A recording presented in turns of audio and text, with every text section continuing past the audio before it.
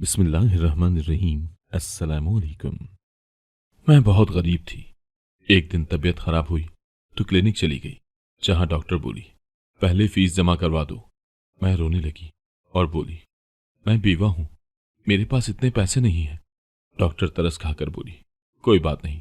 यूं उसने मेरा मुफ्त अल्ट्रासाउंड किया तो चीख पड़ी, बोली तुम्हारे पेट में तो रसूली है, तुम रोजाना मेरे पास अल्ट्रासाउंड करवाने आना। मैं बहुत घबरा गई। अब मैं रोजाना जाने लगी। मगर मुझे उस वक्त बहुत हैरत होती जब डॉक्टर मुझे बगैर दवाई के वापस भेज देती, और जब मैं अल्ट्रासाउंड करवाने आती तभी डॉक्टर मुझे एक दवाई खिलाती जिसको खाते ही मैं गुनूदगी में चली जाती। एक दिन मुझसे दवाई नीचे गिर गई तो डॉक्टर के डर से कुछ न बोली और अल्ट्रासाउंड करवाने लेट गई। थोड़ी ही देर गुजरी थी कि सर पर आसमान टूट पड़ा, क्योंकि वहां तो तौबा है आसिया, तुम और तुम्हारे ये बहाने। कभी सर में दर्द तो कभी पेट में दर्द। मैं साफ समझती हूं कि तुम ये सब काम से बचने के लिए करती हो। मैं पेट के दर्द से तड़प रही थी, जबकि मेरी जेठानी को दोपहर के खाने की पड़ी थी। वो बोली पेट के दर्द की दवा खाकर खाना बना लेना, मेरे सर में बहुत दर्द है, मुझसे तो इतनी गर्मी में काम नहीं होता। वो इतना कहकर आगे बढ़ गई थी, जबकि मैं सिसकती रह गई थी। यूं ही लेटे लेटे मेरी आंख लग गई थी। तभी मुझ पर किसी ने ठंडा ठंडा पानी उंडेल दिया था। मैंने आंखें खोलकर देखा तो मेरी जेठानी और देवरानी खड़ी मुझे घूर रही थी। जेठानी बोली मैंने कहा था कि दोपहर का खाना बना लेना, मगर तुम यहां आराम से सो रही हो, जबकि मेरे बच्चे स्कूल से वापस आ चुके हैं और वो भूख से तड़प रहे हैं। मैं रोने लगी और बोली माफ कीजिएगा, मगर मुझसे उठा नहीं जा रहा था। ये पेट का दर्द रोज बरोज बढ़ता चला जा रहा है, मुझे लगता है किसी डॉक्टर के पास ही जाना पड़ेगा। देवरानी बोली हाँ हाँ जरूर जाओ, तुम्हारा शौहर तुम्हारे लिए बड़ी जायदाद छोड़कर मरा है। तुमको तो इसी बात पर शुक्र करना चाहिए कि हमने तुम्हें इस घर से नहीं निकाला। 3 वक्त का खाना मिलता है, और वो भी इतनी महंगाई के दौर में। नहीं तो तुम जानती हो बेवाओं को ससुराल वाले इद्दत पूरी होते ही घर से चलता करते हैं। चलो उठो, खाना बनाओ जाकर। वो दोनों मुझ पर हुक्म सादिर करके आगे बढ़ गई थी, जबकि मैं रोती रह गई थी। मुझे उस दिन अपने मरहूम शौहर की बहुत याद आई थी। अगर वो होते तो किसी की क्या मजाल थी जो मेरे साथ इस लहजे में बात करता। खैर, मैं खुद को घसीटती हुई किचन में चली गई थी। मैं काम करती जाती और रोती जाती। कभी कभार इंसान को लोगों की बेहिसी खून के आंसू रुला देती है। तभी किचन में मेरा देवर अदनान दाखिल हुआ था। वो आते ही बोला भाभी, आज मैंने दोस्तों की दावत रख दी है, डिनर बहुत स्पेशल किस्म का बनाइएगा, कोरमा, कढ़ाई, बिरयानी। और बात करते करते उसकी नजर मुझ पर पड़ी तो एकदम से चौंक गया और बोला क्या बात है भाभी, आपका चेहरा इतना जर्द क्यों पड़ चुका है। मैं बोली कुछ नहीं, आप बताइए क्या क्या बनाना है। वो कुछ देर मुझे देखता रहा, फिर बोला मुझे लग रहा है आपको इस वक्त आराम की जरूरत है। दावत की खैर है, मैं वो बाहर होटल से ही चीजें ले आऊंगा। मैं कहती रही कि आप फिक्र न करें, मैं बना दूंगी, लेकिन वो किचन से चला गया था। मैं अपना काम खत्म कर चुकी थी तो मेरे पेट में फिर से दर्द शुरू हो चुका था।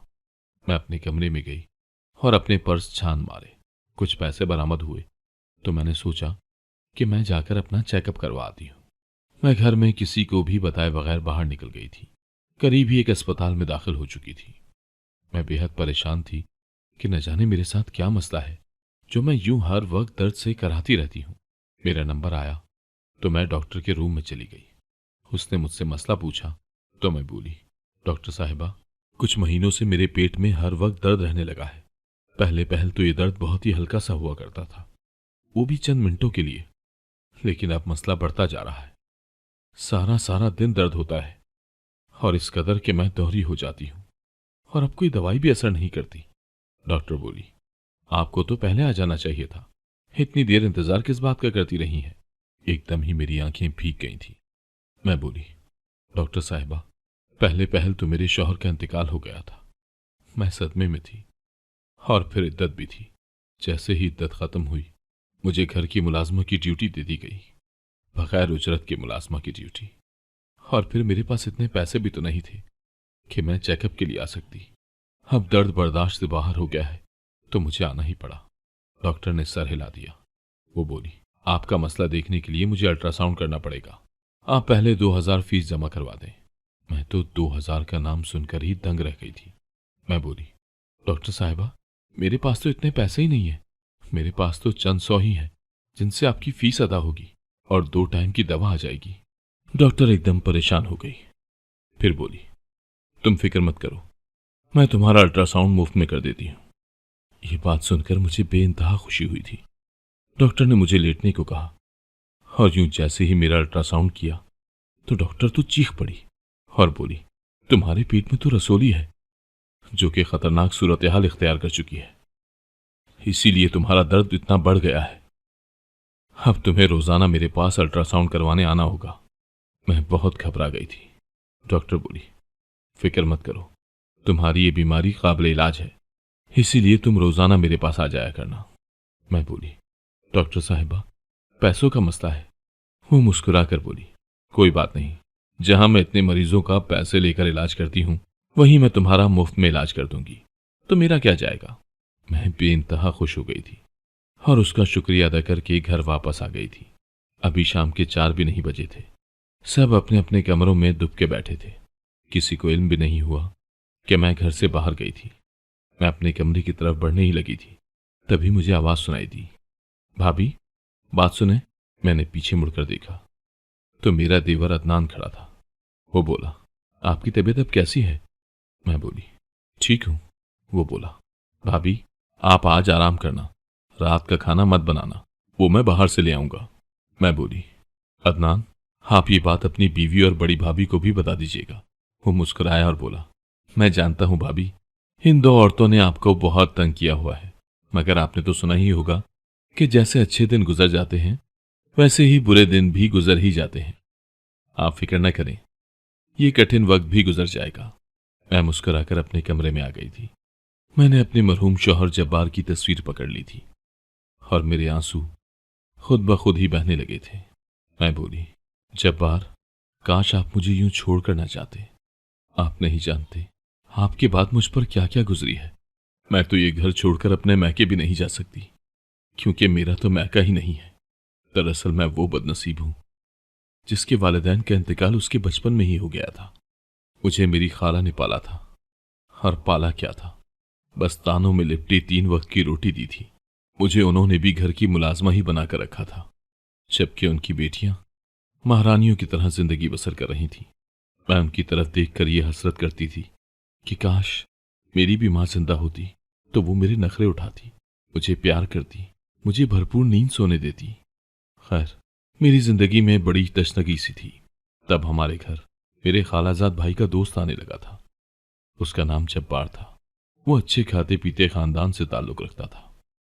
जब भी जब्बार आता तो मैं उसके लिए चाय वगैरह का इंतजाम करती थी, क्योंकि उस घर की मुलाजमा जो थी। यूं रोज रोज जब्बार के सामने आने से मेरे दिल में उसके लिए मोहब्बत जागने लगी थी। वो भी मुझे देखकर मुस्कुरा देता था। एक दिन वो अपने वालिदैन के साथ मेरा रिश्ता मांगने आ गया था। वो दिन मेरी जिंदगी का खूबसूरत तरीन दिन था, मगर खाला ने उस दिन भी मेरी खुशियों में जहर डाल ही दिया था। जब्बार के जाते ही उन्होंने मुझे चुटिया से पकड़कर खूब मारा था। वो बोली, बदजात, हमारी नाक के नीचे जब्बार से इश्क लड़ाते हुए तुम्हें जरा शर्म नहीं आई। मैं रोने लगी और बोली, खाला, मेरा यकीन करें, मैंने तो कभी उससे बात भी नहीं की थी। मेरा खालाजाद भाई बोला, अम्मी, आसिया सच कह रही है, ये तो बस उसे चाय देने आती थी। फिर अम्मी, हमें इस बात को तो अप्रिशिएट करना चाहिए कि मेरे दोस्त चोरी छुपे मेरे घर की इज्जत को खराब करने के बजाय रिश्ता लेकर आया है। खाला बोली, सलमान, अगर ये बात है तो ऐसा करो कि जब्बार से कहो कि मेरी बहनों में से किसी का रिश्ता ले लो। आसिया की शादी हम उसके जैसे ही किसी के साथ कर देंगे।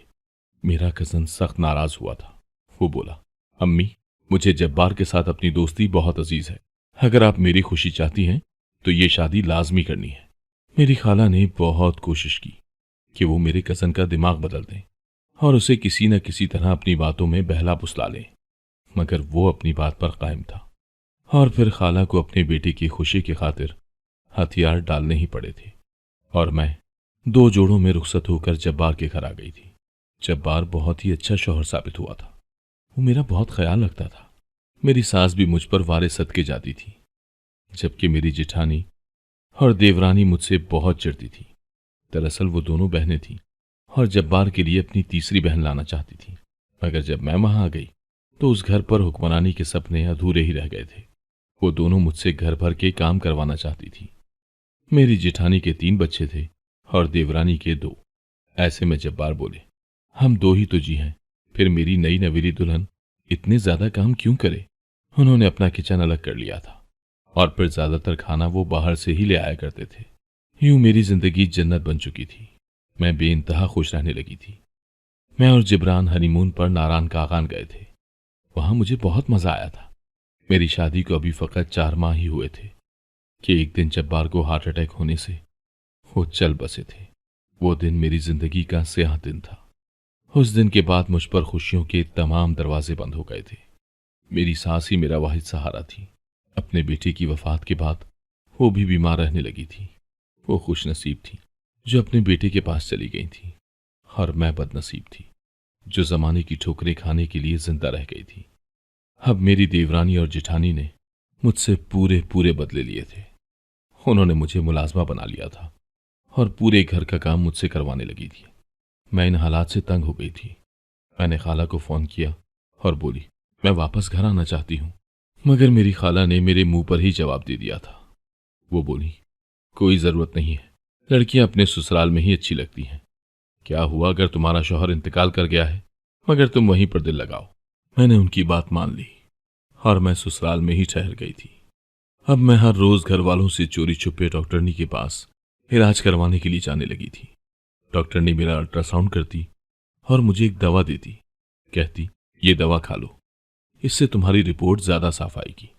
मैं उनकी बात मानकर वो दवा खा लेती और गुनूदगी में चली जाती। जब मैं उठती तो डॉक्टर कहती, अब तुम पहले से बेहतर हो, अब जाओ, लेकिन कल जरूर आना। मैं सर हिलाकर घर चली जाती। लेकिन मुझे इस बात की बहुत हैरत होती कि वो मुझे किसी किस्म की दवा नहीं देती थी। घर आकर भी मुझ पर गुनूदगी तारी रहती थी। अब मैं सोए सोए दिमाग से काम करती तो मुझसे बहुत ज्यादा नुकसान होने लगा था। कभी बर्तन टूट जाते तो कभी घी गिर जाता। एक दिन मेरी देवरानी ने हर लिहाज बालाए ताक रखकर मुझे चुटिया से पकड़कर पीट डाला था। वो बोली, मैं जानती हूं तुम ये सब इसलिए करती हो कि तुम्हें काम न करना पड़े, लेकिन एक बात तुम कान खोल कर सुन लो कि अगर तुम मेरे घर में रहना चाहती हो तो तुम्हें काम भी करना पड़ेगा। उस दिन मेरा दिल बेहद परेशान हुआ था। मैंने जिंदगी में पहली दफा अल्लाह से शिकवा किया था। इससे कबल तो मैं हमेशा अल्लाह पाक की रहमत पर खुश हुआ करती थी कि वो कैसे मुझे संभाले हुए। लेकिन आज मैं बोली, अल्लाह, मुझे नहीं चाहिए ऐसी जिंदगी जिसमें निरी जलालत हो। तू बस मुझे अपने पास बुला ले। मैं यूं ही रोते रोते सो गई थी। जब मेरी आंख खुली तो मुझे सहन से चीखों की आवाज आने लगी थी। मैं भागकर बाहर गई। तब पता चला कि मेरी जेठानी की बेटी छत से गिरकर टांग की हड्डी तोड़वा चुकी है। वो बेतहाशा रो रही थी। उसे देखकर मेरी जेठानी भी रोने लगी थी। मैं उनके पास चली गई और बोली, भाभी, जिस तरह अस्मा को दर्द हो रहा है ना, मुझे भी ऐसे ही दर्द हुआ करता था। मगर आप लोग तो समझते थे कि मैं नाटक कर रही हूं, तो क्या मैं भी यही समझूं कि आपकी बेटी स्कूल ना जाने की वजह से खुद से नाटक कर रही है। मेरी जेठानी गजबनाक हो गई थी। वो बोली, आसिया, तुम तो हो ही आस्तीन का सांप। रुक जाओ, आज घर के मर्दों को आने दो, तुम्हें तो इस घर से निकलवा ही दूंगी मैं बोली, मुझे आपने मारा था तो आपकी बेटी गिर गई। मुझे घर से निकलवा देंगी तो हो सकता है कि आपका बेटा घर से निकल जाए और वो गुम हो जाए। मैं तो बड़ी हूं, खुद को संभाल लूंगी। वो कैसे खुद को संभालेगा। मेरी बात सुनकर मेरी जेठानी का चेहरा गुस्से से सुर्ख हो चुका था, मगर वो अपने आप को कुछ कहने से रोकती रही थी। मैं तो खुद पर हैरान थी कि मुझ में इस कदर हौसला कैसे आ गया था जो उनको यूं दूबदू जवाब देने लगी थी। अस्मा को अस्पताल में एडमिट कर लिया गया था और मुझ पर काम का लोड ज्यादा हो गया था। मुझे अस्पताल खाना पकाकर भी भेजना पड़ता था, इसीलिए मैं 2 दिन अस्पताल न जा सकी थी। तीसरे दिन मेरी ये हालत थी कि मेरे जिस्म पर कपकपी तारी थी। दिल बार बार डूब रहा था। आंखों के सामने अंधेरा छा चुका था। इसीलिए मैं बड़ी मुश्किल से घर वालों से छुप छुपा कर अस्पताल पहुंच चुकी थी। मैं जैसे ही अस्पताल गई, डॉक्टरनी ने मुझे देखकर गुस्से से मुंह फेर लिया था। वो बोली, आसिया, तुम 2 दिन से क्यों नहीं आई? तुम नहीं जानती इन 2 दिनों की गैर हाजिरी की वजह से तुम्हारा इलाज कितना पीछे चला गया है। अब तुम मेरी बात मानो और वापस चली जाओ। मुझे तुम जैसी मरीजा का इलाज करने का कोई शौक नहीं है। मैं रोने लगी और बोली, डॉक्टर साहिबा, आपके इलाज से तो मेरा दर्द खत्म हो गया है, अब आप मेरे साथ ऐसा तो मत करें। मैंने अपनी मजबूरी डॉक्टर को बता दी तो उन्होंने मुझ पर एक बार फिर से तरस खा लिया था। उन्होंने एक भी लम्हे की ताखीर किए बिना मुझे दवाई दी, जिसे खाते ही मुझे नींद आने लगी थी। जब मैं सोकर उठी तो बेतहाशा नकाहत ज़दा थी, जिस्म कांप रहा था। मैंने घड़ी की तरफ देखा तो शाम के भी 6 बज चुके थे, जबकि मैं तो दोपहर 2 बजे की डॉक्टर के पास आई हुई थी। मैंने तो अपना सर थाम लिया था। मैं बोली, डॉक्टर साहिबा, आज इतनी देर क्यों हो गई? वो एकदम से घबरा गई और बोली, तुम 2 दिनों के बाद आई थी ना, इसीलिए मुझे इन 2 दिनों की कमी भी तो पूरी करना थी ना। मैंने सर हिला दिया, जबकि मेरा दिल खौफ से सूखे पत्ते की तरह कांप रहा था। मैं घर पहुंची तो ये देखकर मेरी रूह ही फना हो गई कि घर में पंचायत लगी हुई थी। मेरी जेठानी भी घर पर मौजूद थी। जेठ, जेठानी और देवरानी मुझे घूर रहे थे। जेठानी बोली, महारानी बिन बताए कहाँ गई थी? मैं बेतहाशा घबराई हुई थी कि अब मैं क्या बहाना बनाऊं। मैं बोली, मैं अपनी खाला के घर गई थी। मेरी देवरानी और जेठानी ताली पीट कर हंसने लगी थी। वो बोली, तुम्हारी ये हालत भी खाला ने ही बनाई है क्या? लगता है कि उनके साथ हाथापाई करके आई हो। मेरा जेठ गुस्से से बोला, सीधी तरह बताओ, कहाँ थी तुम आसिया? हमने तुम्हारी खाला से फोन करके मालूम कर लिया था। वो कह रही थी कि तुम उनके घर भी नहीं गई। अब सच बता दो, मेरे मरहूम भाई का मुंह कहाँ काला करने गई थी? अपने जेठ के मुंह से इस तरह की तौहीन-आमेज़ अल्फाज सुनकर मैं तो दंग ही रह गई थी। इतनी देर में मेरा देवर भी घर आ गया था। देवरानी जल्दी से आगे बढ़ी और बोली, अदनान, आपको पता है क्या, ये झूठी आसिया क्या कह रही है? कहती है मैं तो अपने खाला के घर गई थी। इरफान मेरी तरफ बड़ी गौर से देख रहा था। मुझे इल्म था कि अब ये भी मुझ पर इल्जामात की बौछार कर देगा, लेकिन वो बोला, भाभी सच कह रही हैं, वो अपनी खाला के घर ही थी। मैं अभी पता करके आया हूं वहां से। मुझे भाभी की खाला कह रही थी कि आसिया ने ही उन्हें मजबूर किया था कि वो फोन पर झूठ बोल दें। न जाने भाभी आपने ऐसा क्यों किया, मगर आइंदा ऐसा मत कीजिएगा। हमारी तरफ से कोई रोक टोक नहीं है आप पर।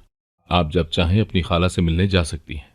अदनान की बात सुनकर सबको सांप सूंघ गया था और मेरे जेठ एकदम से शर्मिंदा हो गए थे। वो बोले, मैं माजरत करता हूं मेरी बहन, अगर तुम कब से घर से निकली हुई हो तो इंसान को फिक्र हो ही जाती है। मेरी देवरानी और जेठानी के लिए भी अब डूबकर मरने वाला मकाम था। मैं खुद को संभालते हुए कमरे में आ गई थी। थोड़ी देर बाद ही अदनान भी वहीं पर आ गया था। वो बोला, भाभी, मैं जानता हूं आप अपनी खाला के घर नहीं थी और ये भी जानता हूं कि आप में कोई ऐब भी नहीं है, इसीलिए मैंने आपके झूठ का साथ दिया है। मैं ये जानना चाहता हूं कि कहीं आप किसी मुसीबत में तो मुब्तला नहीं है, आपको कोई शख्स परेशान तो नहीं कर रहा।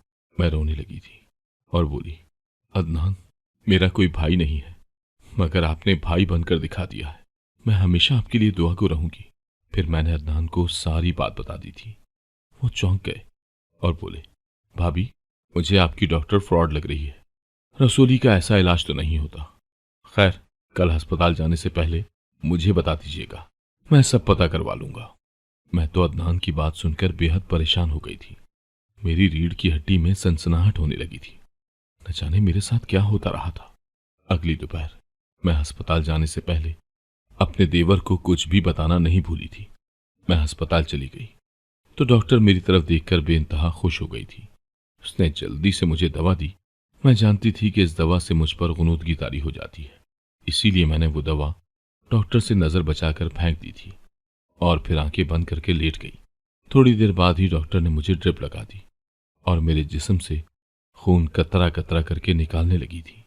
मैं बेहद खौफजदा हो चुकी थी कि न जाने मेरे साथ क्या हो रहा है। इतनी ही देर में उस वार्ड में अदनान आ गए थे। डॉक्टर गुस्से से बोली, आप इस तरह बिना इजाजत के यहां कैसे आ सकते हैं? अदनान बोला, मैं अपनी भाभी के केस को आपके साथ डिस्कस करने आया हूं। तब डॉक्टर तहम्मुल से बोली, शुक्र है इनके घर से कोई तो आया। दरअसल आपकी भाभी को ब्लड कैंसर है, मगर फिक्र करने की जरूरत नहीं है, ये काबिल इलाज है। जब आपकी भाभी मेरे पास आई थी तब बहुत मुश्किल में थी। मुझे इल्म हो चुका था कि इनको कैंसर है, मगर मैंने इनसे झूठ बोल दिया कि इनके पेट में रसूली है। अब मैं हर रोज इनके जिस्म से मुतासरा खून निकालकर ताज़ा खून लगा देती हूँ। इंशाअल्लाह इन्होंने बहुत जल्द ठीक हो जाना है। मैं ये सब बातें सुनकर बेइंतहा खौफजदा हो चुकी थी, इसीलिए आंखें खोल ली।